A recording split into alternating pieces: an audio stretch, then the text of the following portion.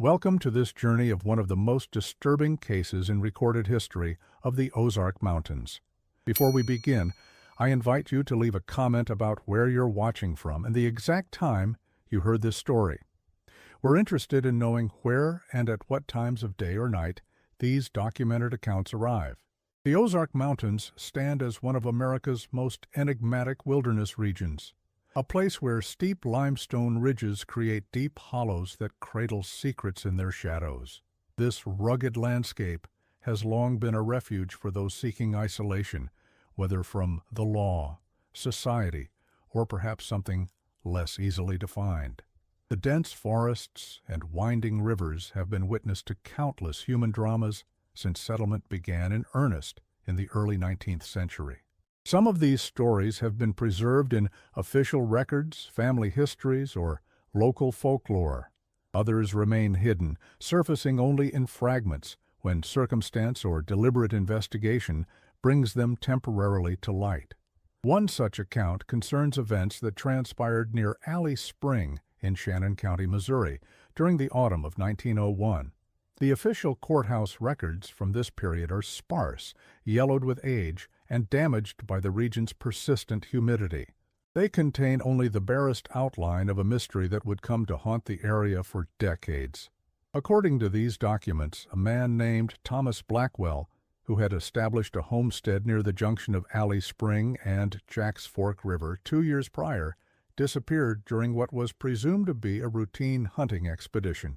He left behind a modest but well-maintained cabin, personal possessions including a valuable hunting rifle, and a mystery that defied simple explanation. But official records have a way of obscuring the truth, especially in remote areas where isolation breeds both independence and silence. The Ozarks of that era operated by unwritten codes of conduct. Neighbors might assist one another during hardship, but rarely pried into private matters. Local authorities, typically elected from prominent families, often documented only what served the community's preferred narrative. Events that threatened the established order or suggested unsettling implications might be recorded in deliberately vague terms or omitted entirely. Thus, the true circumstances of Blackwell's disappearance might have remained forever obscured if not for the chance discovery of materials that offered a more disturbing perspective on what actually transpired. The Ozarks of 1901 were not the tourist destination we know today. Deeply isolated, cut off by rugged terrain and dense forests, the region had developed its own customs and codes of conduct. Communities were tight-knit, suspicious of outsiders, and protective of their secrets. What happened near Jack's Fork River might never have come to light, if not for the discovery of a weather-beaten leather journal in 1963, found sealed inside the wall of an abandoned cabin during its demolition. The journal belonged to Dr. Elias Thornton, the only physician serving a 50-mile radius around what is now Eminence, Missouri. His meticulous handwriting chronicles a series of events so disturbing that the construction worker who found it reportedly refused to sleep without a light for months afterward. The authenticity of the journal was verified by the Missouri Historical Society before the document mysteriously disappeared during transport to Jefferson City in 1964. What follows is pieced together from transcripts made before that disappearance, alongside county records and testimonies collected by Professor Walter Harmon of the University of Missouri during his 1967 research into Ozark folklore. Thomas Blackwell arrived in Shannon County in the spring of 1899, purchasing a plot of land near Alley Spring. According to county records, he paid in cash, an unusual occurrence that raised eyebrows but few questions. The Ozarks had long been a haven for those seeking to leave their past behind. As Dr. Thornton wrote, the newcomer keeps to himself, which suits the locals fine. He speaks with an accent that suggests Eastern education, though he offers no details about his former life. His hands bear the calluses of recent manual labor, but show signs of once having been well kept. Blackwell built a modest cabin near the junction where Jack's Fork meets Alley Spring. The location offered both privacy and access to water, essential for survival, but isolated enough to discourage casual visitors. The nearest neighbor, Silas Pemberton, lived over 3 miles away and reported seeing Blackwell only during occasional supply runs to Eminence. There was something in his eyes, Pemberton told Dr. Thornton in July 1901, like he was always listening for something. Never seen a man so jumpy around ordinary sounds. A twig snap or bird call would have him reaching for that fancy hunting knife he carried. Told me once he came here for the quiet, but seemed to me he brought his own noise with him. For the first 2 years, Blackwell's presence remained unremarkable. He hunted, maintained his property, and occasionally sold pelts in town. He attended no social gatherings, joined no church, and formed no meaningful relationships. The only unusual aspect of his existence was the locked trunk he reportedly kept at the foot of his bed, a trunk no one was ever permitted to see inside. The summer of 1901 brought record heat to the Ozarks. Streams ran low, crops withered, and tensions throughout the region grew as resources became scarce. It was during this difficult period that people began to notice a change in Blackwell. His visits to town became less frequent, and when he did appear, observers noted a gauntness to his features and a peculiar intensity in his gaze. "I sold him ammunition and salt on August 3rd, wrote general store owner Frederick Winters in a statement to the county sheriff, preserved in courthouse records. His hands trembled so severely he dropped coins on my counter. When I inquired as to his health, he said, 'It's found me after all this time.' Before I could ask what he meant, he gathered his purchases and departed in haste." According to Dr. Thornton's journal, he was called to Blackwell's cabin on August 17th after a hunting companion found the man in a state of extreme agitation. "I arrived to find Mr. Blackwell pacing the perimeter of his property, a rifle clutched to his chest. The cabin door stood open, and inside I observed peculiar markings scratched into the wooden walls, symbols unknown to me, neither English letters nor any native pictographs I recognize. The doctor administered a sedative from his medical bag and remained with Blackwell until he calmed sufficiently to speak. What Blackwell related that night forms the core of this disturbing account, though Dr. Thornton noted repeatedly that fever or delirium might explain the man's claims. He insisted that it had followed him from Pennsylvania. When pressed for clarification, Blackwell's response was disjointed but troubling. He claimed to have been part of a mining operation in the Allegheny region, where his team uncovered something that should have stayed buried during an excavation. He would not describe what they found, saying only that afterward the other men began to change. Thornton's journal continues, "According to Blackwell, his fellow miners began to exhibit unusual behaviors, sleepwalking, speaking in unintelligible murmurs, and developing an aversion to daylight. One by one they disappeared into the surrounding forest, only to return days later with no memory of their absence, but displaying increasingly erratic conduct. When the mine owner himself vanished for a week and returned no longer himself, Blackwell fled west, hoping distance would sever whatever connection had been established. The doctor's professional assessment was that Blackwell suffered from a persecution delusion likely triggered by isolation and exacerbated by the summer heat. He left medication and instructions for Blackwell to visit him in town the following week. Blackwell never appeared for that appointment. On September 2, 1901, Silas Pemberton reported hearing gunshots from the direction of Blackwell's property. Given the regular hunting in the area, no immediate investigation was launched. It wasn't until September 5th, when Blackwell failed to collect an expected shipment at the general store, that anyone visited his cabin. The small search party found the cabin empty but intact. A half-eaten meal sat on the table, now covered in flies. Blackwell's horse remained in its modest stable, adequately fed and watered, suggesting he hadn't planned a long absence. Most troubling, according to Sheriff Taylor's report, was the condition of the cabin's interior. Walls covered floor to ceiling with those same strange markings Dr. Thornton had observed, appearing to have been carved with great haste. Several floorboards had been pried up, revealing a shallow space beneath where the infamous trunk now lay open and empty. A trail of disturbed earth led from the cabin toward Jack's Fork River before disappearing among the rocks. Despite a thorough search of the surrounding area, no trace of Thomas Blackwell was ever officially found. The case might have ended there. Another mysterious disappearance in the vast Ozark wilderness, if not for what happened 6 weeks later. On October 19, 1901, a severe storm swept through Shannon County, causing Jack's Fork to overflow its banks. When waters receded, they revealed a cave entrance previously concealed by brush and fallen rocks, about a mile downstream from Blackwell's cabin. Local hunter Wesley Grant discovered the opening while tracking a wounded deer.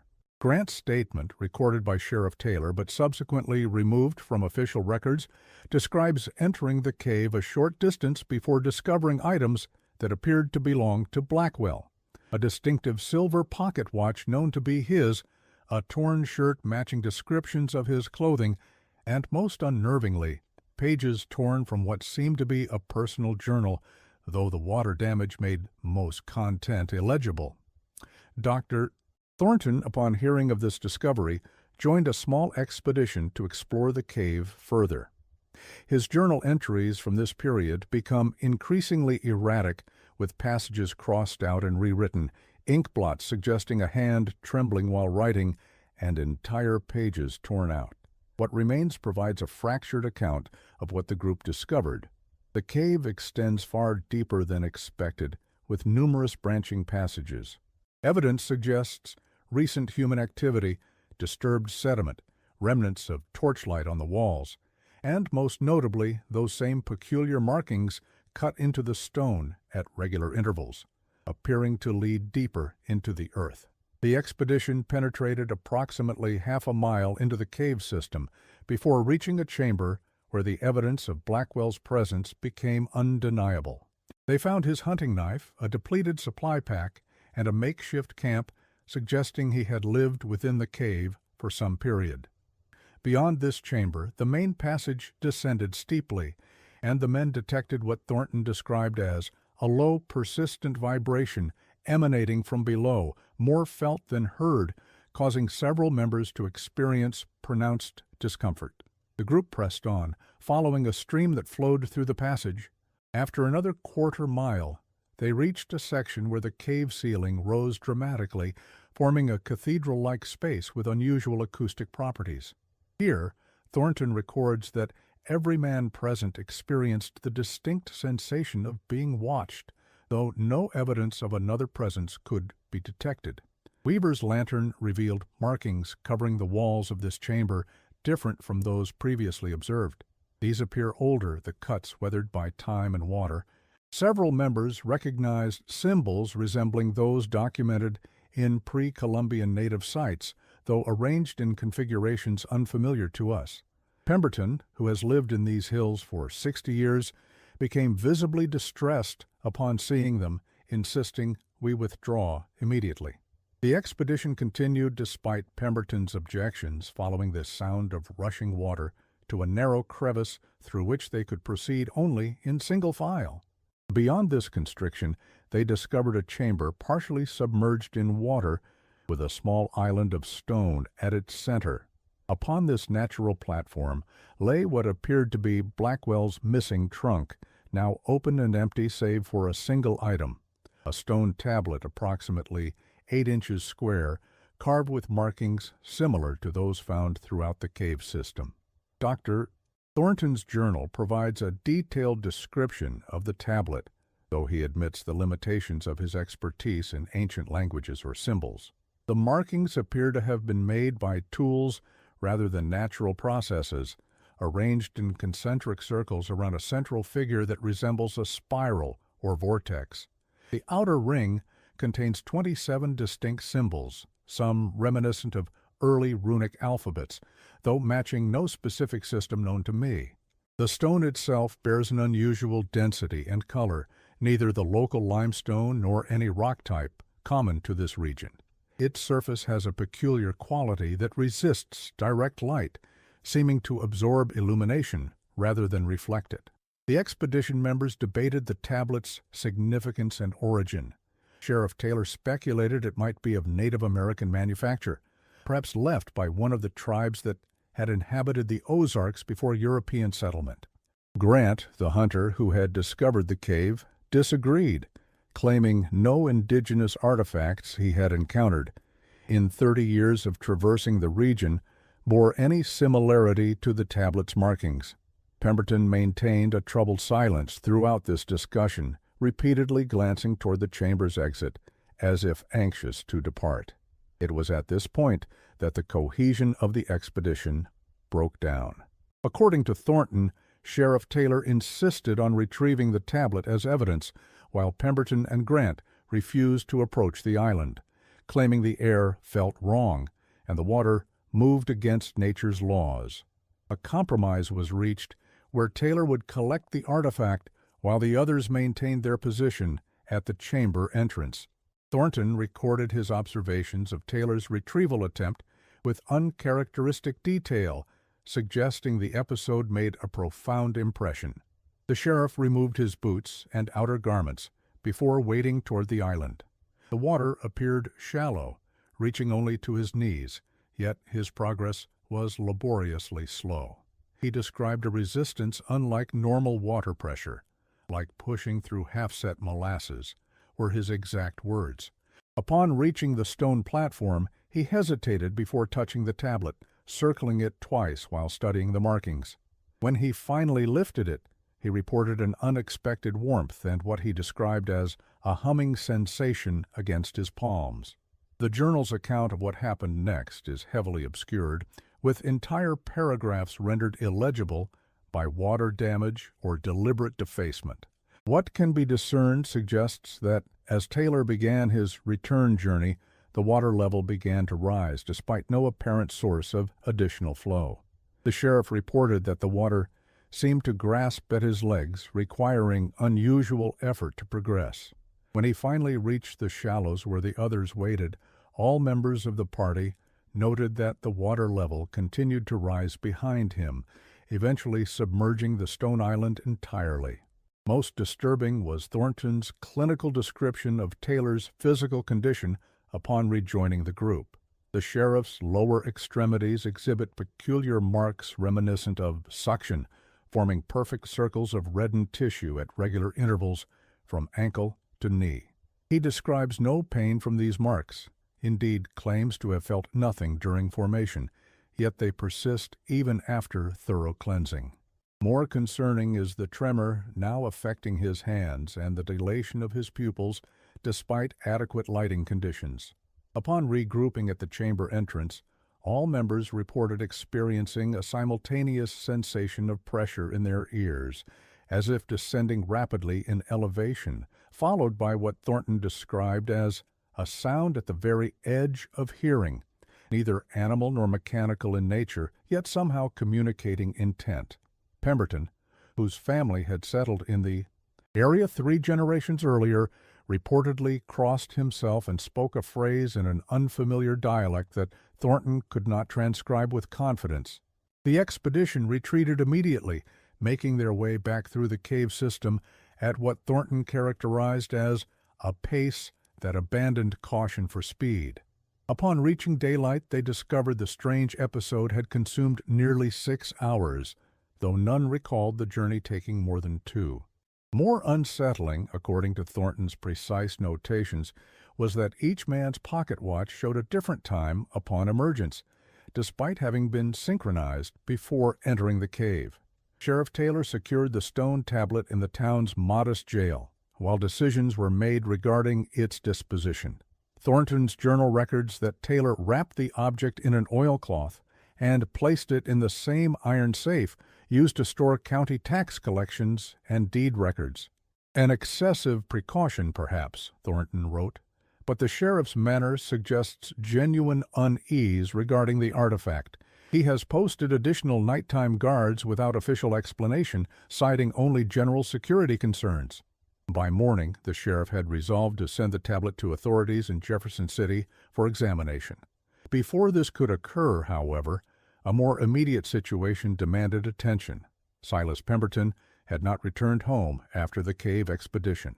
A search party found him the next day, sitting motionless beside Jack's Fork River at the point nearest the cave entrance, staring into the water.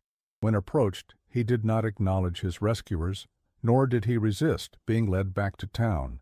For 3 days, he neither spoke nor responded to external stimuli beyond basic reflexes. When Pemberton finally broke his silence on the 4th day, Dr. Thornton was present to document his first words. "It rises when called." He knew the words without knowing their meaning. The tablet is the key, and the lock both. Following this cryptic statement, Pemberton refused to elaborate further about the cave or the tablet. When pressed by Dr. Thornton during a follow-up examination of his physical condition, Pemberton reportedly placed a finger to his lips and whispered, "Some words summon attention. Best not to speak them where water might hear." He sold his property within the month at a considerable loss, according to county records, and relocated to Arkansas, where records indicate he lived in seclusion until his death in 1919. His hasty departure marked the beginning of a quiet exodus from the immediate vicinity of Alley Spring. 4 other families abandoned homesteads before year's end, despite having weathered previous hardships in the region. When interviewed decades later by Professor Harmon, descendants of these families offered variations of the same explanation. Their ancestors had described an increasing sense that the land no longer welcomed them and that water no longer ran true. One elderly woman, whose grandparents had been among those who left, recalled her grandmother forbidding anyone in the family from drinking directly from natural springs or streams, insisting all water be boiled first to drive out what might be hiding in it. The departing family's properties remained vacant for years afterward, despite offering prime agricultural land at reasonable prices. Local land records indicate that new settlements deliberately avoided the immediate area around Blackwell's former property, creating a noticeable gap in an otherwise steadily developing region. When the state began acquiring land for what would eventually become Echo Bluff State Park, these properties were among the first purchased, often from distant heirs who had never visited the sites themselves. Sheriff Taylor, meanwhile, proceeded with the transfer of the stone tablet to state authorities. According to his detailed report, preserved in county records, extraordinary precautions were taken with the artifact. The item was wrapped in 3 layers: oilcloth, canvas, and a lead-lined box commissioned from the blacksmith at my personal expense. At no point during transport did I permit it to contact water of any kind. We avoided creek crossings where possible, and I personally carried it across necessary fords to prevent immersion. Taylor personally accompanied the tablet by horseback as far as the railway station in West Plains, a journey of nearly 40 miles that he undertook without overnight stops, despite the distance typically requiring 2 days' travel. According to his written statement, submitted to the county judge upon his return, the item was successfully transferred to Magistrate Collins of the State Court and placed aboard the eastbound train under guard on November 3rd. I retained rubbings of the markings for our records, though I admit relief at relinquishing the object itself. The magistrate's receipt of transfer, preserved in state archives and examined by Professor Harmon in 1967, contains an unusual addendum not typically included in such documentation: item received in sealed container with explicit instructions for minimal handling. Container emits audible vibration when held near ear, likely due to train movement. Recommend expedited transfer to appropriate research facility. The document bears what appears to be a water stain across one corner, though chemical analysis performed at Harmon's request indicated the discoloration came from an unknown substance that matched neither water, ink, nor any common beverage or fluid. The tablet reportedly arrived in Jefferson City but disappeared shortly thereafter under circumstances that remain unclear even after Professor Harmon's exhaustive investigation. Official state correspondence accessed through Freedom of Information requests in 1967 claims it was sent to the Smithsonian Institution for analysis as part of a collection of archaeological findings from the Ozark region. However, Smithsonian records from this period show no entry for such an item, nor any acknowledgement of receiving artifacts from Missouri during the relevant time frame. More troubling are the unofficial accounts that emerged during Harmon's interviews with former state employees. 3 separate sources, including a clerk who had worked in the state antiquities office from 1899-1908, suggested the tablet was deliberately destroyed on the orders of a high-ranking state official who found its presence unwholesome. According to one account, after the tablet was stored in a basement vault for approximately 2 weeks, staff began reporting unusual phenomena, unexplained puddles of water appearing on floors despite no leaks in the plumbing, odd acoustic anomalies, where whispers could be heard in empty rooms, and most notably, a persistent dampness that affected all paper documents stored near the artifact. The clerk, speaking on condition of anonymity even 65 years after the events, described the final disposition of the tablet with evident unease. The order came directly from the governor's office, though whether he issued it personally, I cannot say. 2 men arrived after regular hours, presented documentation I was instructed not to read closely, and removed the item. One referred to a smelting facility, suggesting destruction rather than relocation. Most unusual was the container they brought, lined with what appeared to be lead and bearing religious inscriptions in Latin around its rim. I recall thinking it resembled nothing so much as a reliquary designed to contain something unholy rather than preserve something sacred. Adding to the mystery, the rubbings Sheriff Taylor made also vanished from county records during a courthouse reorganization in 1923, leaving no visual documentation of the artifact's appearance. The timing of this disappearance coincided with a significant flood that affected many communities along the Current and Jacks Fork rivers, leading some to speculate about a connection between rising waters and renewed activity related to the tablet's influence, even decades after its removal from the region. A single photograph purporting to show one of Taylor's rubbings surfaced briefly in 1957 as part of an estate sale in Jefferson City, but was purchased by an unknown buyer before it could be properly documented or authenticated. The auctioneer's description mentioned concentric circular patterns surrounding a central spiral with unusual characters resembling no known alphabet arranged at specific intervals around the outer rings. This description aligns with Thornton's journal entries but cannot be independently verified due to the absence of the original materials. Dr. Thornton's journal indicates that while the tablet was gone, its influence lingered in ways that challenged his medical and scientific understanding.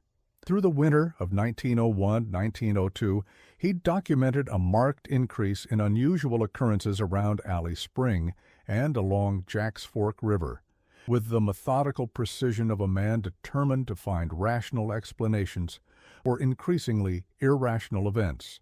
Water levels in the river fluctuated without corresponding rainfall, rising and falling as much as 18 inches over periods of hours rather than the days such changes typically required. Local mill operators reported difficulties with water wheels that would suddenly stop or reverse direction despite consistent current.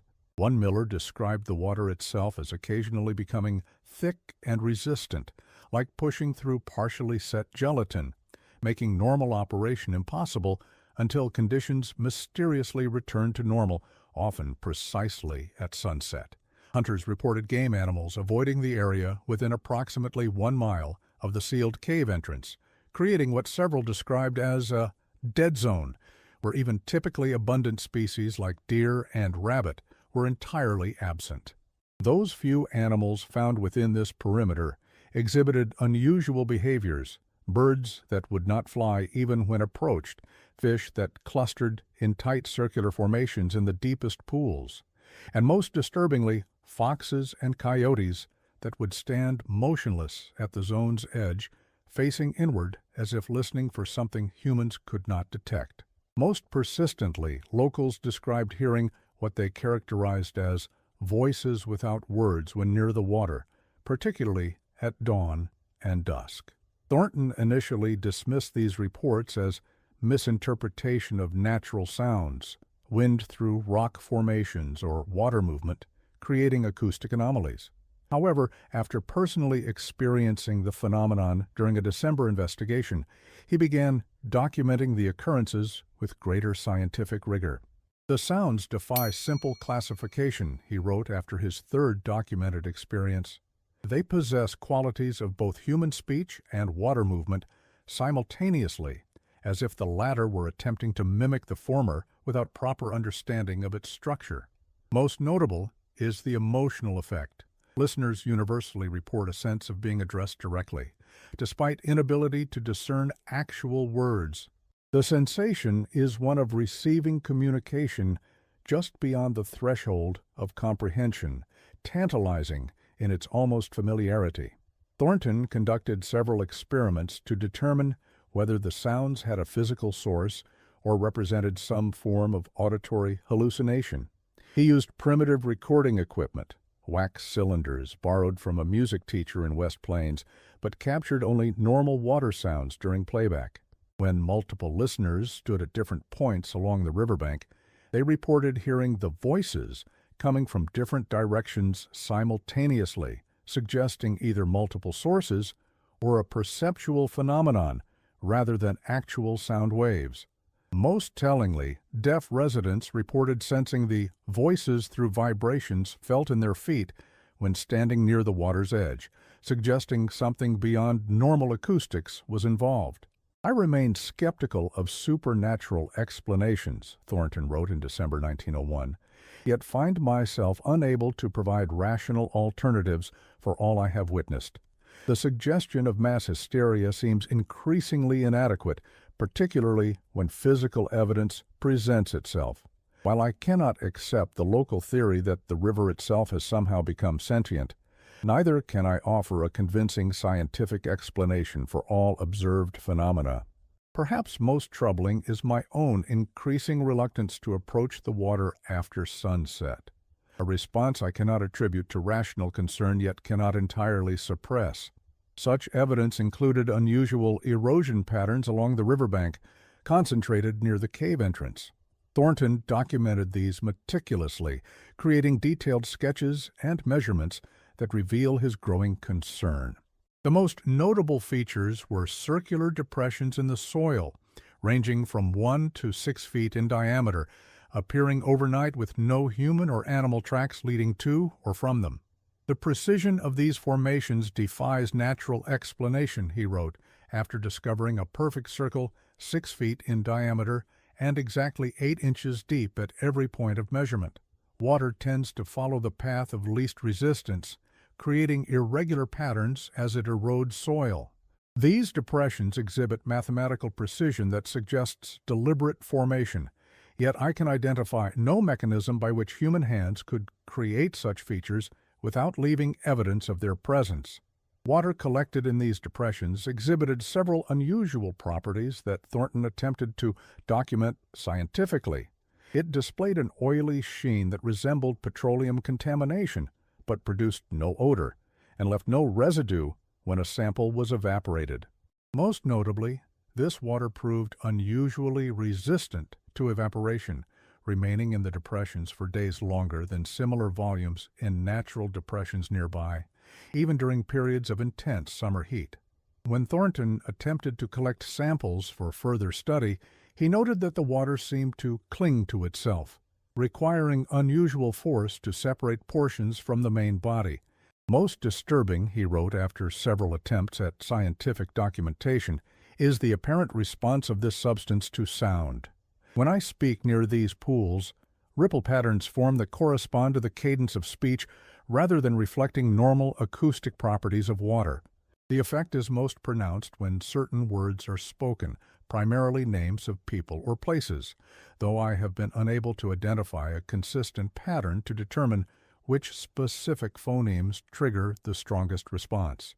Local residents began to avoid the area entirely after several reported feeling physically ill after approaching the depressions.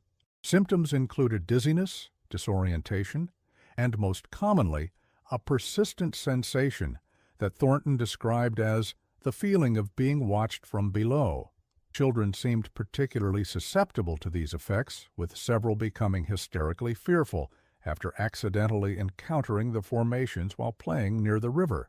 One 7-year-old boy, brought to Thornton after such an encounter, refused to speak for 3 days afterward. When he finally broke his silence, he would say only that the circles are where it listens, a phrase he repeated without elaboration, despite gentle questioning. Thornton documented several attempts to fill or otherwise eliminate the depressions, all unsuccessful. Soil shoveled into the formations would be gone by morning, with no trace of where it had been displaced to. Wooden boards placed over them would be found tossed aside, often some distance away, by the following day. Most dramatically, when Sheriff Taylor ordered one particularly large depression filled with rocks from a nearby hillside, the laborers returned the next morning to find the rocks arranged in a precise circle around the depression, which remained completely empty. By late winter, Thornton observed that the frequency and size of these formations decreased as temperatures dropped.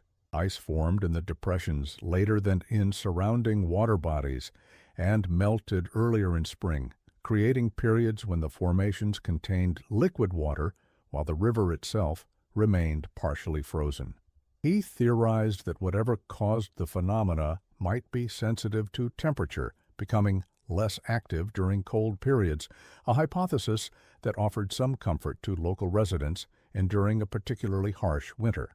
By spring 1902, the situation appeared to stabilize more broadly. Reported phenomena decreased in frequency and intensity throughout the region. The cave entrance, whether by natural processes or deliberate human effort, Thornton's journal suggests the latter, but provides no specific details, had become sealed by a rock fall significant enough to prevent access. Sheriff Taylor, under pressure from county authorities concerned about the effect of continued rumors on property values and immigration to the region, officially closed the investigation into Blackwell's disappearance, listing the cause as misadventure, likely drowning, despite the absence of a body or direct evidence to support this conclusion. Dr. Thornton, however, continued his private documentation. His final journal entry related to the incident, dated September 2, 1902, exactly 1 year after the gunshots were heard from Blackwell's property, suggests the case was far from resolved in his mind. Anniversary brings renewed activity. Water in Jack's Fork ran backward against current for approximately 17 minutes this morning. Pemberton's abandoned cabin reported to emit light from within, despite remaining empty. Most troubling, fresh markings found cut into 3 trees forming precise triangle around cave site. The pattern matches exactly that on the tablet, which should be impossible as no accurate reproduction exists in this county following the removal of Taylor's rubbings. The journal continues for several more years, documenting Thornton's medical practice, but contains no further mention of Blackwell or the cave incident. Whether this represents resolution or deliberate avoidance remains unclear. Thornton left Shannon County in 1908, relocating to St. Louis, where he practiced until his death in 1924. His obituary makes no reference to his time in the Ozarks. The Blackwell incident might have remained buried in obscure county records if not for Professor Walter Harmon's research in the 1960s. Harmon, a distinguished folklorist and cultural anthropologist at the University of Missouri, had initially focused his career on documented migration patterns of Appalachian folk traditions into the Ozark region. His interest was academic and methodical, an examination of how isolation influenced the development and preservation of folk beliefs, particularly those related to natural features like springs, caves, and rivers. His attention turned to Shannon County after discovering a brief reference to water voices in a collection of Ozark folk remedies compiled in the 1940s. The text mentioned that certain ailments could be cured by listening to the river speak at dawn, though one must never answer if called by name. This cryptic entry, so different from the practical herbal remedies surrounding it, sparked Harmon's scholarly curiosity. Upon further investigation, he discovered additional references to unusual acoustic properties along specific sections of Jack's Fork River, mentioned in sources ranging from WPA folklore collections to personal journals of early settlers. While researching these acoustic anomalies in county archives, Harmon encountered the first fragmentary references to Thomas Blackwell and the events of 1901. What began as a tangential interest soon became his primary research focus, as he uncovered layers of documentation deliberately obscured from public access. According to his research notes, preserved in the University of Missouri archives, he was initially denied access to certain county records, but gained entry through the intervention of a former student whose family had connections to local government. The breakthrough in his research came with the discovery of transcripts from Dr. Thornton's journal, made before the original document disappeared during transport in 1964. These transcripts had been classified as local medical history rather than being filed with other records related to Blackwell, effectively hiding them from casual researchers. Harmon's notes express growing concern about the pattern of misfiling and bureaucratic obfuscation he encountered throughout his investigation. The systematic nature of these archival irregularities suggests deliberate action rather than coincidental error, he wrote in April 1967. When requesting documents specifically related to Blackwell or the cave discovery, I encounter immediate resistance or claims that such records do not exist. Yet, when approaching obliquely through tangential topics, medical records, property assessments, or geological surveys, I repeatedly uncover fragments of the narrative, carefully isolated from one another to prevent comprehensive understanding. The question becomes not just what happened in 1901, but why such effort has been expended to fragment the historical record. Harmon's research notes, partially preserved in the University of Missouri archives, reveal he located and interviewed 3 elderly residents who recalled the events of 1901-1902.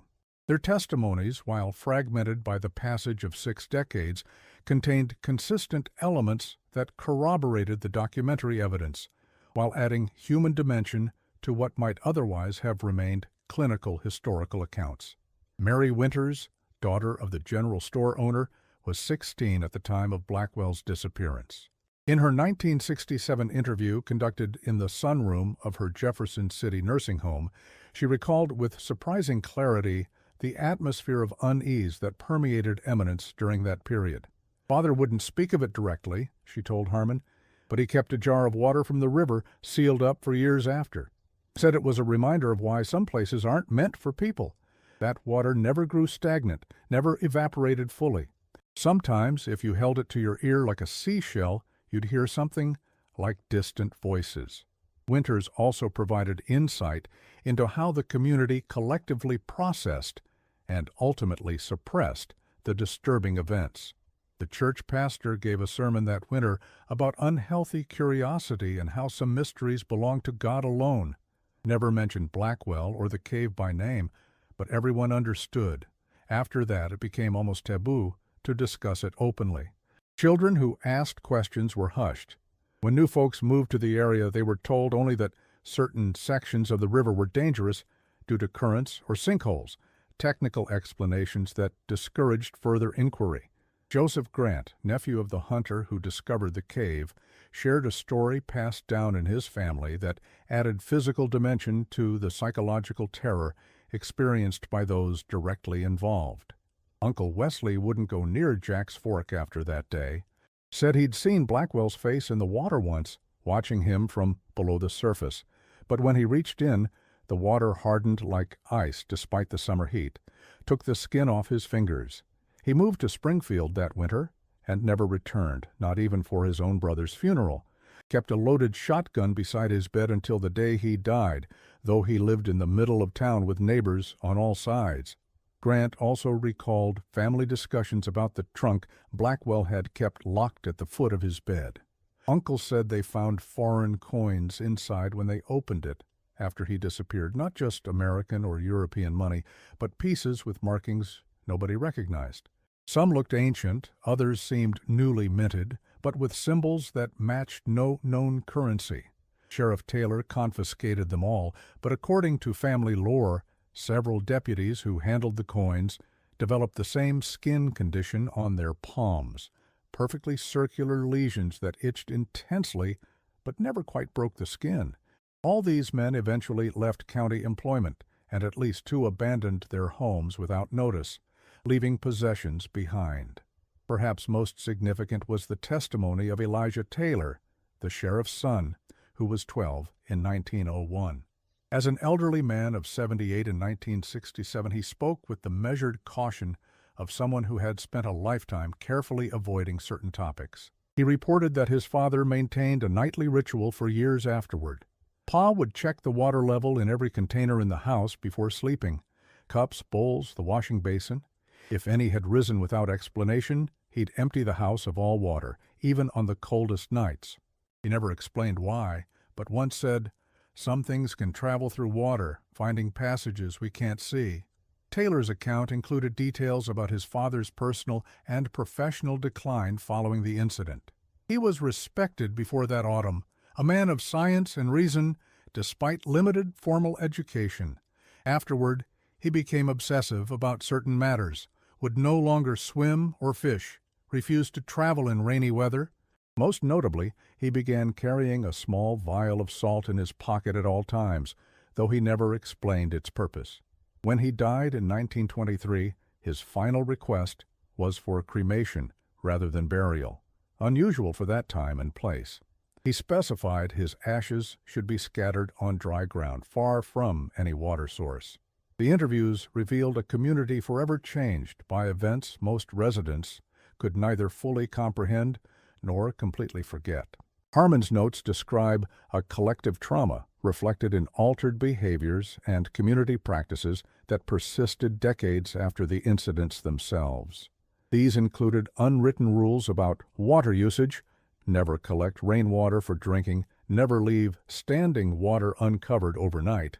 Modified fishing practices: certain deep pools along Jack's Fork were avoided entirely, and linguistic taboos: reluctance to say certain names, particularly Blackwell, while near running water. Professor Harmon's investigation took an unusual turn in early 1968 when he attempted to locate the cave site described in historical accounts. Despite extensive searching with local guides familiar with the area, no such cave entrance could be found along Jack's Fork River. Geological surveys confirmed several subterranean passages exist in the region, but none matching the specific location or configuration described by the 1901 expedition. This discrepancy troubled Harmon deeply. His field notes from this period reflect growing frustration coupled with methodical scientific approach.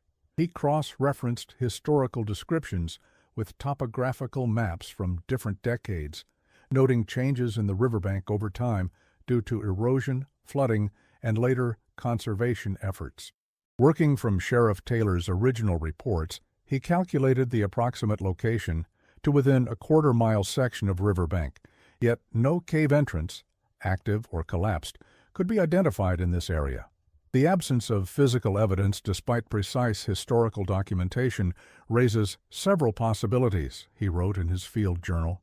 Either the cave entrance has been completely obscured by natural processes beyond what would be expected from normal geological timescales, deliberately concealed through human intervention, or, most troubling, the discrepancy indicates a fundamental instability in the physical reality of the location itself. To test these hypotheses, Harmon employed increasingly sophisticated methods. He arranged for professional cavers from the Missouri Speleological Survey to examine the area, reasoning that trained eyes might identify subtle surface features indicating collapsed passages. When this proved unsuccessful, he secured permission for limited excavation along sections where historical accounts suggested the entrance might have been. Despite removing several tons of soil and rock over a 3-week period, no evidence of a cave system was uncovered. As a final effort, Harmon arranged for ground-penetrating radar to be used along the riverbank, technology still in its early applications for civilian research in 1968. The equipment, borrowed from a university geology department, should have been capable of detecting void spaces beneath the surface, yet results showed only solid limestone bedrock, where historical accounts placed the cave system. The technician operating the equipment, however, noted unusual interference patterns during several scans, which he attributed to either equipment malfunction or potentially high mineral content in the soil. During this search effort, Harmon experienced equipment failures that he documented with increasing concern. Compass needles would spin erratically near certain sections of the river, making precise navigation difficult. Battery-powered devices, flashlights, recording equipment, even wristwatches, drained unexpectedly, often within minutes of being brought to specific locations. Most notably, his audio recording equipment captured what he described as underwater acoustics, despite being operated on dry land. Recordings that, when played back later, contained only static interspersed with rhythmic pulses that audio engineers could not attribute to any known equipment malfunction. The local response to Harmon's investigation proved equally troubling. Initial cooperation from residents quickly transformed into reluctance and eventually active obstruction. Permission to access private property was revoked without explanation. Individuals who had previously agreed to interviews suddenly claimed no knowledge of the events or the people involved. Most significantly, Harmon found himself subject to what he described as coordinated community pressure to abandon the project altogether. The pattern cannot be attributed to mere privacy concerns or skepticism toward academic research, he noted after a particularly difficult encounter with the County Historical Society. There exists an organized effort to prevent this specific history from being examined, suggesting institutional memory of genuine threat rather than mere superstition. Those who initially expressed willingness to share information have been systematically discouraged from doing so, often following unexplained visits from individuals claiming government affiliation but presenting no formal identification. On April 17, 1968, Harmon's Field Journal contains a final entry regarding the Blackwell investigation. Local reluctance to discuss the matter exceeds typical rural privacy.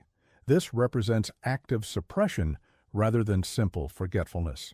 When pressed, 3 separate residents used nearly identical phrasing, "Some stories aren't meant to be retold."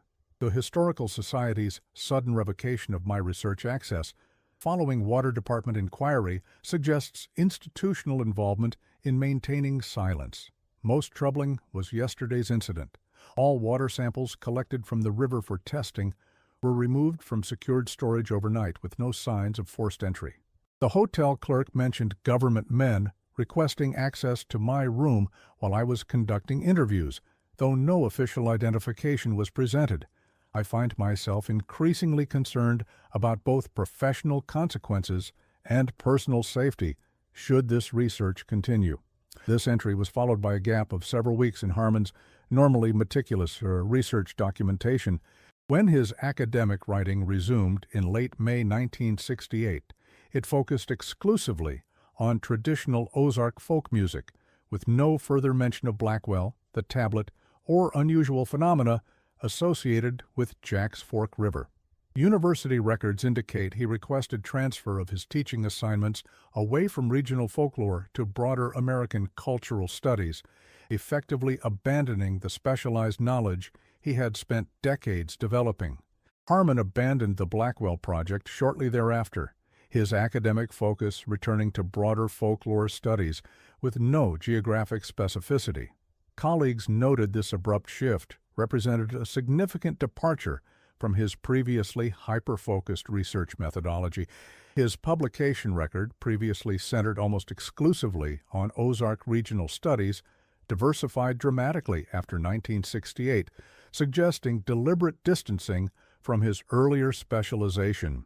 When contacted by subsequent researchers in the 1970s who had encountered fragments of his work on the Blackwell case, Harmon declined to discuss the matter with unusual firmness.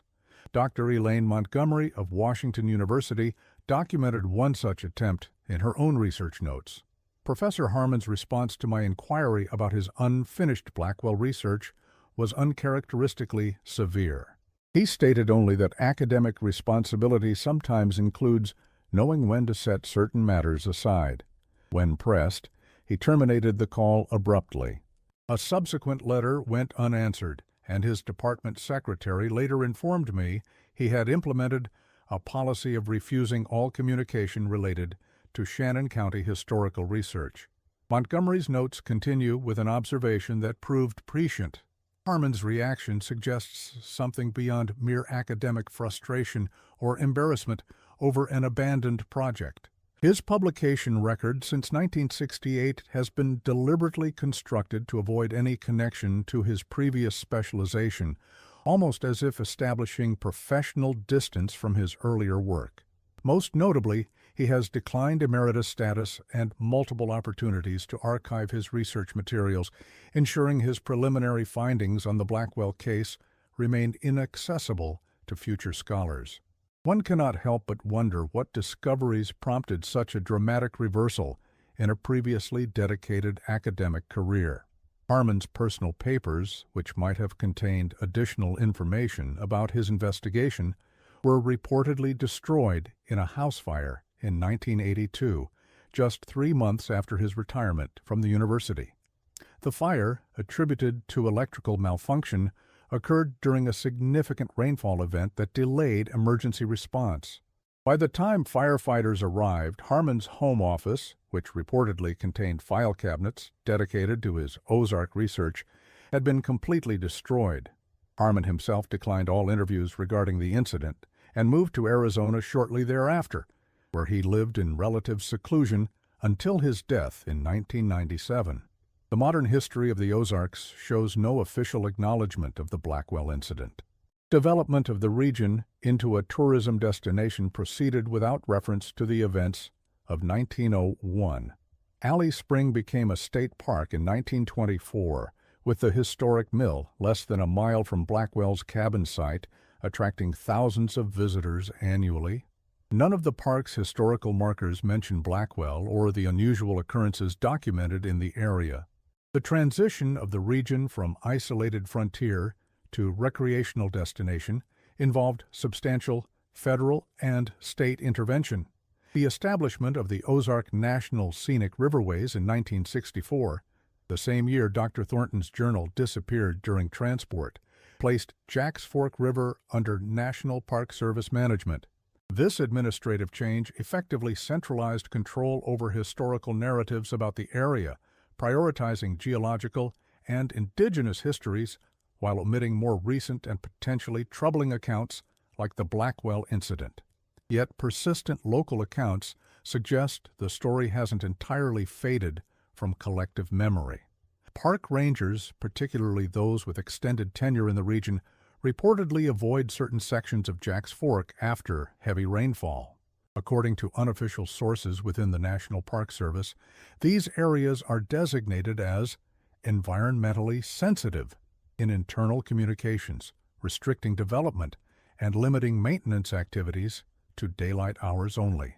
When questioned about these policies, official responses cite erosion concerns, habitat preservation, or archaeological sensitivity rather than any unusual phenomena. Longtime residents maintain private rituals before using river water that cannot be explained by practical concerns about contamination or safety. Households with generational ties to the area often keep salt near water sources, a practice with no clear practical purpose but maintained through family tradition. Some families still observe the custom of never collecting rainwater for drinking or household use, relying instead on well water pumped from deep underground sources. Those who maintain traditional medicinal gardens often include specific plants near water collection points, plants with no documented medicinal value but associated in folklore with purification or protection. And occasionally, visitors report unusual acoustic properties in specific areas along the riverbank, places where whispers carry impossible distances and echoes return after too long a delay to be explained by normal sound wave reflection. These reports spike following periods of heavy rainfall when the river runs high, particularly during the late summer months that correspond to the timing of Blackwell's disappearance.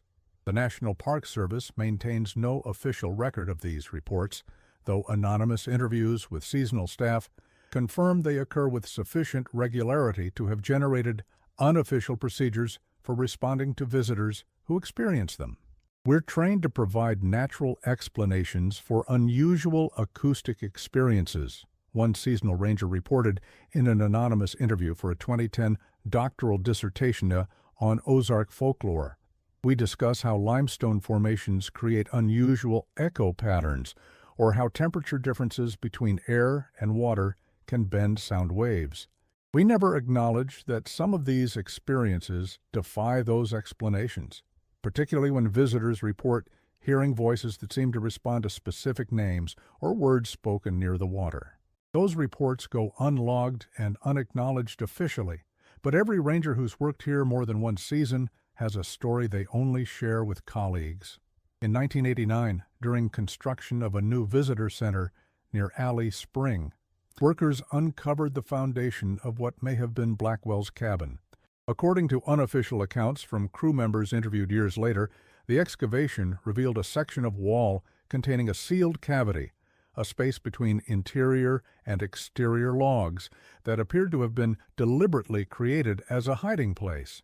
Inside was a glass jar containing a single piece of paper with one line of text. It travels through water, seeking those who know its name. The discovery was reported to park management but quickly dismissed as a modern hoax.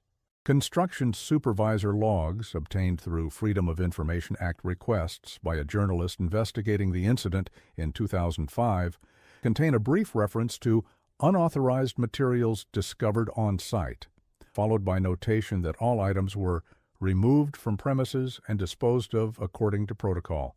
No photographs or detailed documentation of the discovery appear in official records, and crew members reported being required to sign non-disclosure agreements regarding specific aspects of the construction project, an unusual requirement for standard park development.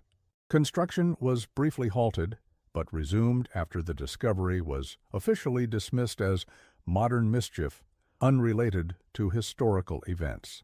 That section of the foundation was reportedly reburied rather than incorporated into the new structure, and the building plans were modified to place a solid concrete pad over the area, a design change attributed to soil stability concerns, though engineering reports had previously cleared the site for standard construction techniques.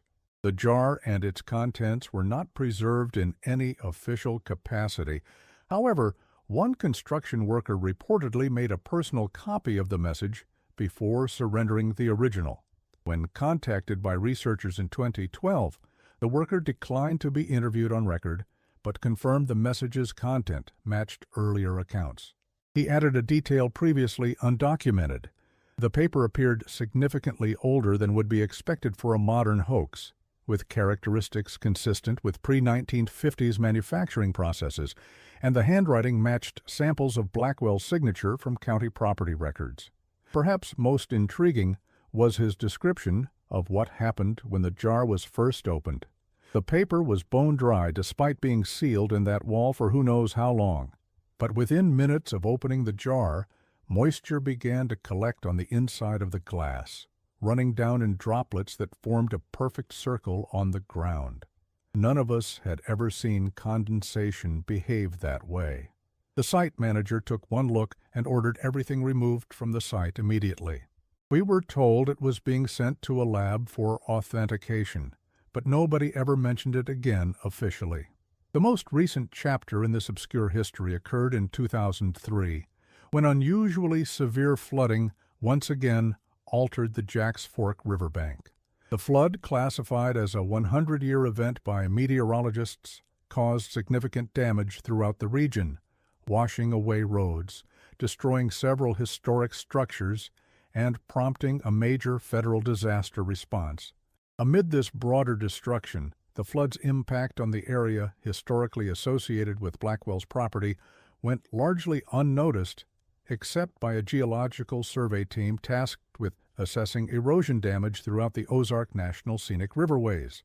This team, composed primarily of specialists from the United States Geological Survey with additional personnel from Missouri universities, documented a previously unrecorded cave entrance approximately half a mile downstream from the traditional site of Blackwell's property.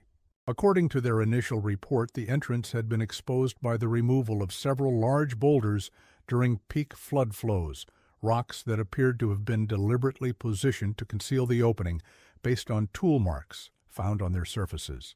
The cave's location corresponded almost exactly with descriptions in Dr. Thornton's journal, despite Professor Harmon's inability to locate it during his 1968 search. This discrepancy raised questions about either the accuracy of historical documentation or the possibility that the entrance had been concealed through means substantial enough to evade detection by ground-penetrating radar. The survey team, operating under standard protocols for newly discovered cave systems in the park, proceeded with preliminary exploration and documentation. Initial exploration revealed a complex system extending deep into the karst landscape underlying the Ozark Plateau. The main passage descended at a steady angle of approximately 15 degrees, following what appeared to be a natural watercourse that had been artificially widened in sections to allow human passage. Carbon dating of material found near the entrance suggested the last significant human activity had occurred approximately 120 years earlier, a time frame consistent with the Blackwell incident. The survey's preliminary report, filed with both the National Park Service and the State Department of Natural Resources, noted several unusual features that distinguished this cave system from others in the region. Most notably, the team documented perfect circular depressions in the cave floor, ranging from 1 to 6 feet in diameter and uniformly 8 inches deep, depressions that precisely matched Dr. Thornton's descriptions from 1901-1902. These formations appeared at regular intervals along the main passage, becoming more frequent as the team progressed deeper into the system. Water pools that maintained constant level despite drainage conditions were observed throughout the cave.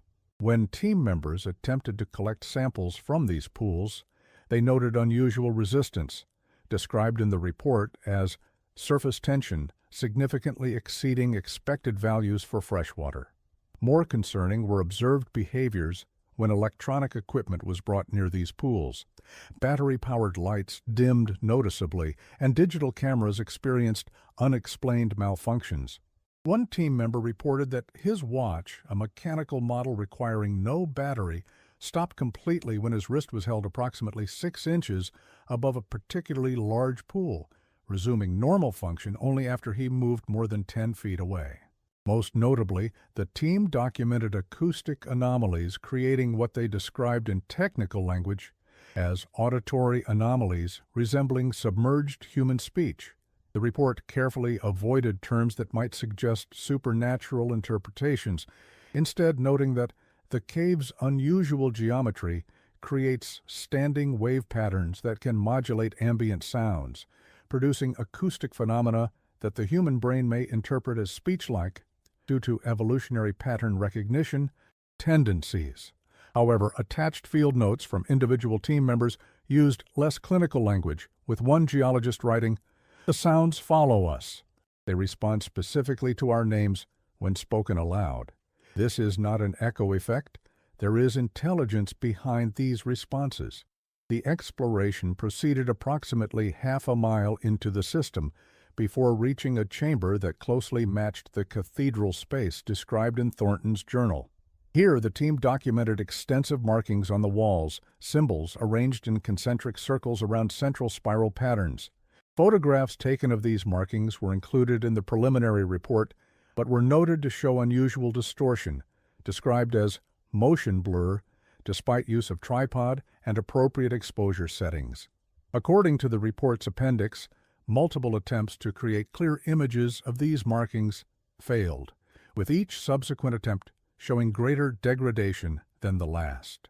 The team had penetrated approximately 3/4 of a mile into the system, documenting a narrowing passage that appeared to lead to a partially submerged chamber when their exploration was abruptly terminated.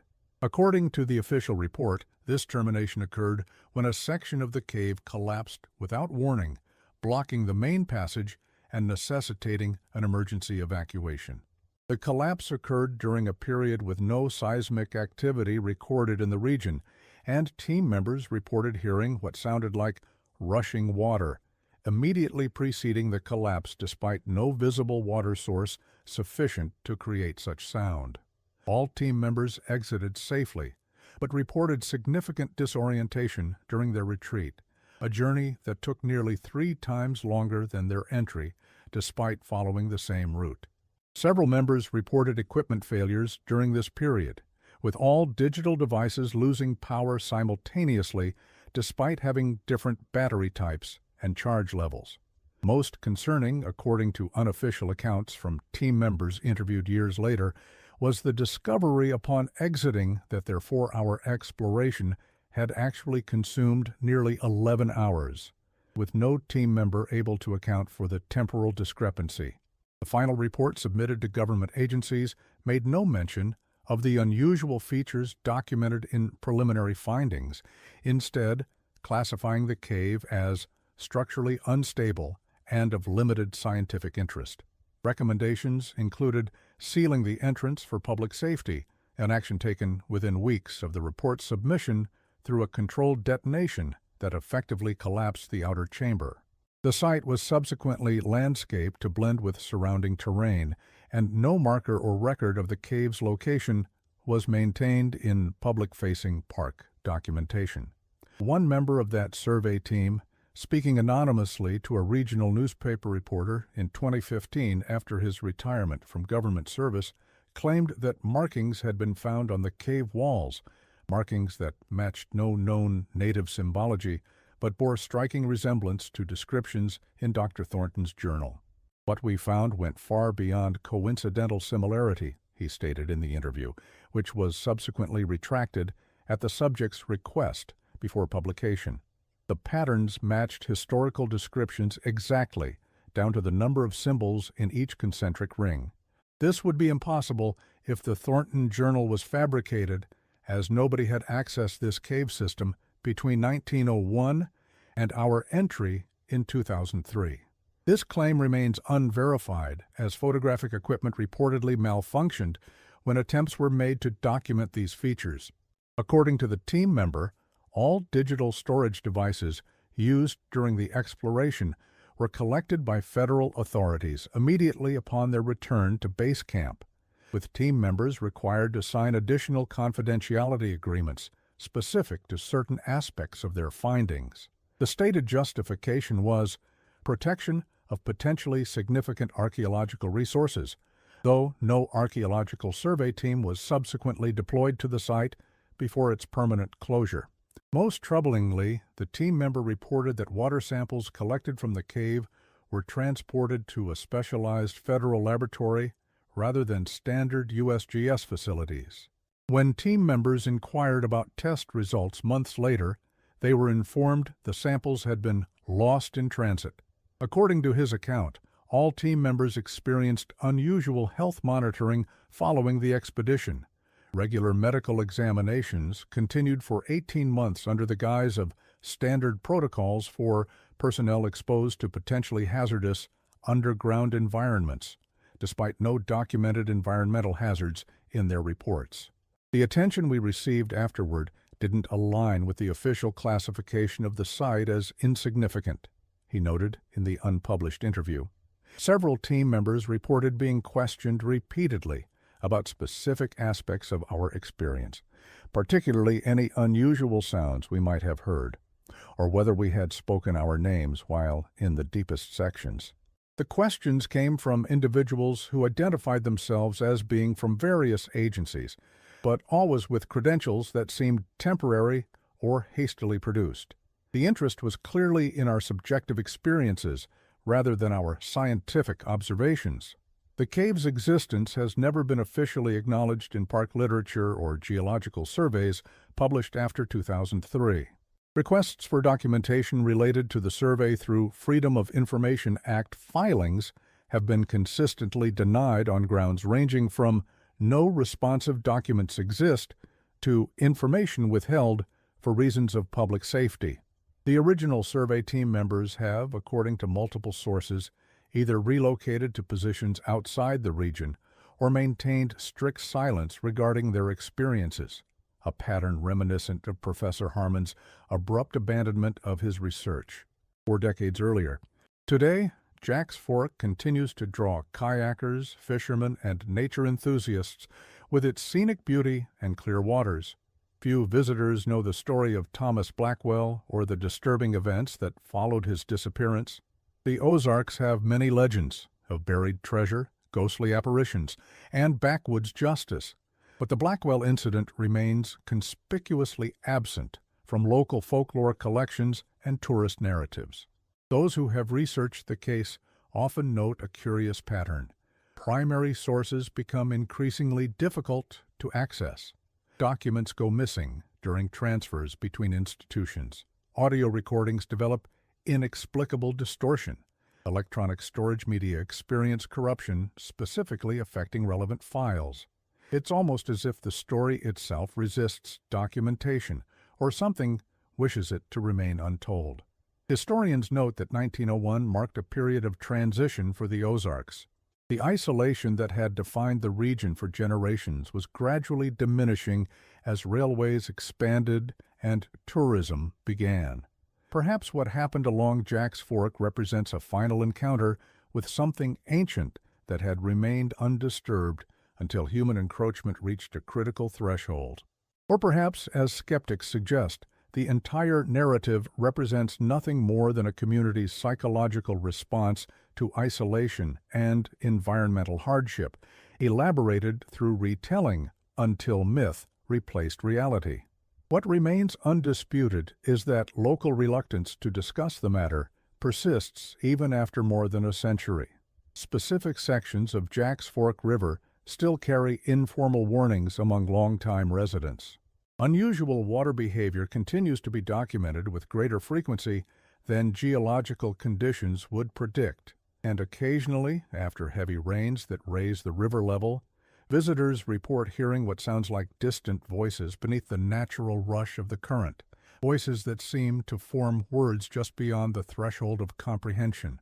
The Missouri Department of Natural Resources maintains no official position on these reports. Their standard response to inquiries cites natural acoustic properties of karst landscapes and the psychological effects of moving water on human perception. Dr. Eleanor Winthrop, conducting acoustical research in the area in 2017, offered a more nuanced perspective. There are sections of Jack's Fork where sound behaves contrary to expected patterns. We've measured anomalies that current models can't fully explain. Is there a rational scientific explanation? Almost certainly. But science advances by investigating anomalies, not dismissing them. Thomas Blackwell's ultimate fate remains unknown. No remains were ever positively identified as his. The stone tablet he apparently recovered from Pennsylvania before relocating to Missouri has never been conclusively documented outside of contemporaneous descriptions. The markings he carved throughout his cabin and into the cave walls exist now only in written accounts. What persists is water. The Jack's Fork River continuing its flow through the Ozark Hills as it has for millennia, perhaps carrying with it something more than just the physical memory of those who have lived along its banks. Water that, according to those who know the river best, sometimes seems to pause momentarily in its course, as if listening for a response to questions asked in a language older than human settlement of the region. For those interested in experiencing Jack's Fork River personally, Park Services recommend visiting between late spring and early fall, when water levels are most predictable. They advise travelers to respect posted warnings, follow established trails, and most importantly, never explore unmarked cave systems without professional guidance. Local guides, if pressed about the Blackwell legend, typically offer a polite redirection to other Ozark folklore. But occasionally one might share a cautionary practice still observed by some families with deep roots in the area: never call anyone's name aloud while standing in Jack's Fork River. The water remembers, they say, and some names might bring a response from far below the surface, a response in a voice that sounds almost, but not quite, human. As with many persistent legends, separating verifiable history from elaboration proves challenging. What can be confirmed is that Thomas Blackwell existed, purchased property near Alley Spring in 1899, and disappeared in September 1901. A cave was indeed discovered after flooding later that year. Several families did abandon properties in the area during the following winter. Beyond these basic facts, accounts diverge and evidence grows thin. Perhaps that is as it should be. Some stories serve as boundaries, marking places where ordinary understanding falters. They remind us that the natural world, for all our efforts to catalog and comprehend it, retains mysteries that resist simple classification. The Ozarks today present a welcoming face to visitors seeking natural beauty and outdoor recreation. Jack's Fork River flows clear and inviting through landscapes that seem designed for human enjoyment. But beneath that accessible surface, like the complex cave systems that honeycomb the region's limestone foundation, older narratives continue their quiet circulation, stories told with caution in appropriate settings, to listeners deemed ready to receive them. And somewhere in that subterranean flow of history and myth, Thomas Blackwell's story continues, neither fully embraced by official records nor completely relegated to fiction.